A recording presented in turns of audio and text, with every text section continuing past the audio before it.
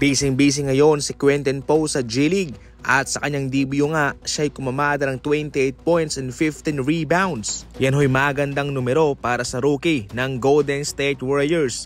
Sa ngayon, siya'y naka-assign muna sa kanilang G-League na Santa Cruz Warriors, kung saan siya'y mamamalagi muna para siya'y ma-develop mga idol, especially yung kanyang kakayahan. Dahil sa hinaharap, siguradong magagamit ng Golden State Warriors ang kanyang mapag-aaralan sa kanilang G-League. Sa ngayon, umiikot muna ang rotation ng Golden State Warriors kay Trayce Jackson-Davis, Kevon Looney, Kyle Anderson, and Raymond Green. Nabigo ang Golden State Warriors sa kanilang top pick na si James Wiseman, pero ngayon kay Quinten Post, so far so good naman.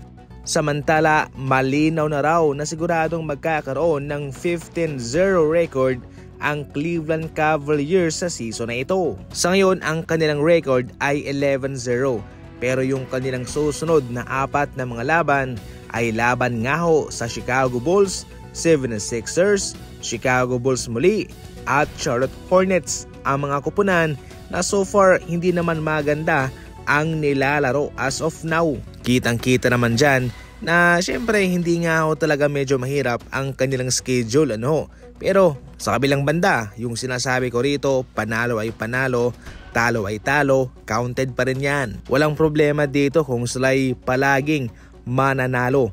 Ang malaking problema dito ay kung sinong kupunan ang makakatalo sa kanila. Okay lang kung malakas, pero kung mahinang kupunan ang makakatalo sa kanila, nako, malaking kahiyan po yan. Para sa inyo mga idol, magagawa nga bang may panalo ng Cleveland Cavaliers ang kanilang susunod na 4 na mga laban? I-comment lang yan sa comment section.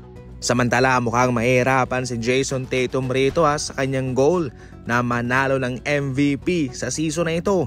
Dalawa kasi yung gusto ni Jason Tatum, yung MVP sa pangkabuuan at yung Finals MVP. 30 puntos ang kanyang ina-average ngayon sa season na ito, pero talo pa rin siya kay Nikola Jokic na nag-average ng 28.9 points per game. Yung kay Jason Tatum, 30 points, 7.2 rebounds, 4.10 assists, 1.8 steal per game. Pero halimaw na numero ang ina-average ni Nikola Jokic, triple-double siya.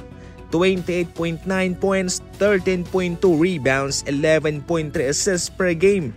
Yan ang kanyang ginagawa, bawat laro triple-double ang kanyang ina-average. Kaya sa ngayon, best player sa buong liga itong si Nikola Jokic, at kung gusto ni Jason Tatum na masungkit ang MVP, kinakailangan niyang gumawa ng ganyang numero o stats para makasabay man lang kay Nikola Jokic.